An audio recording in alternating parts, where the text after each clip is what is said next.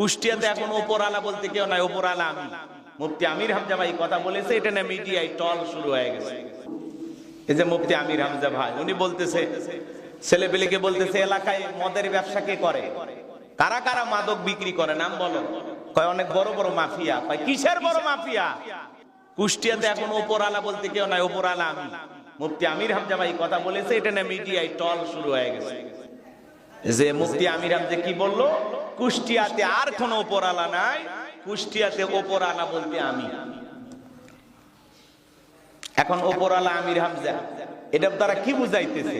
আমরা বিভিন্ন মাহফিলে যখন ওয়াজ করতে যাই আমাদেরকে বলে হুজুর রাজনৈতিক কথা বলা যাবে না কেন? কয় ওপরের চাপ আছে। কি আমাদের কানে কানে এসে বলে না? কয় হুজুর উপরের চাপ আছে। এই উপরের চাপ বলতে কি আল্লাহর চাপ, ফেরেশতাদের চাপ না, রাজনৈতিক নেতার চাপ, প্রশাসনিক চাপ।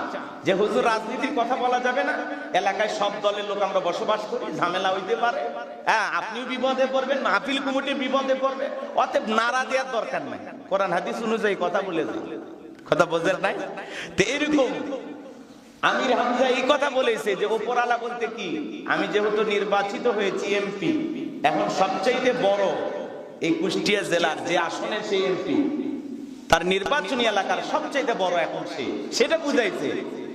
যে ওই মাফিয়া, ওই মাদকের সম্রাট, ওর বাপ আমি। কথা কন না কেন? এটা বুঝাইছে আমি।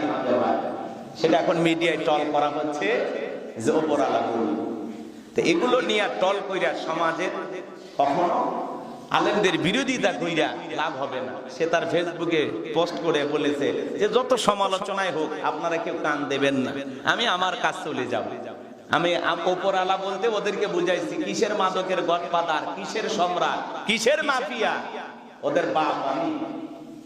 কথা বোঝেন নাই? তো এই সমাজে এই যে ভালো কাজের জন্য চিন্তা ভাবনা করা,